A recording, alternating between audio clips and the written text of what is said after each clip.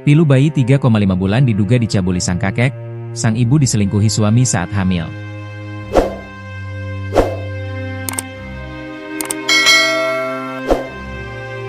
Nasib pilu dialami seorang bayi berusia 3,5 bulan di Samosir, Sumatera Utara yang dilaporkan mengalami kejang-kejang serta sesak nafas diduga akibat dicabuli sang kakek. Mirisnya lagi ibu bayi tersebut sebelumnya sempat diselingkuhi sang suami saat sedang dalam kondisi hamil. Dengan menahan tangis, dilansir melalui unggahan akun X Seraloebs, Senin, 5 Mei 2025, ibu bayi tersebut menceritakan kronologis ketika ia berusaha mencari keadilan untuk sang putri.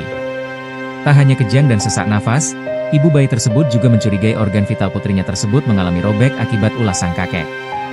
Ia pun berusaha melakukan visum setelah menaruh curiga bahwa kantor kepolisian sekitar tempat kejadian telah disuap oleh pelaku. Kalau saya visum berarti harus ke Polres ini kan?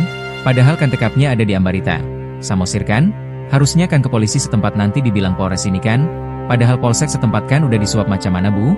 Jadi saya cuma mau memeriksakan apakah benar organ viral putri saya ini rusak, terangnya. Jika benar hasil visum menunjukkan bahwa kemaluan putrinya itu mengalami kerusakan, ibu tersebut berencana akan membawa kasus tersebut ke Kapolda dan membawa pers sebagai pendampingan.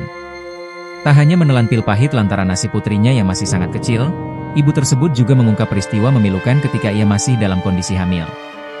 Di usia kandungan 6 bulan, ia menemukan bahwa suaminya itu berselingkuh.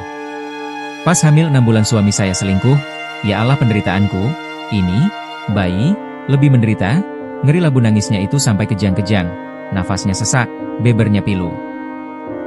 Hingga kini peristiwa yang menimpa ibu tersebut pun ramai menyita perhatian hingga diharapkan adanya keadilan serta pendampingan hukum mengingat perilaku keji terhadap putrinya yang masih bayi itu.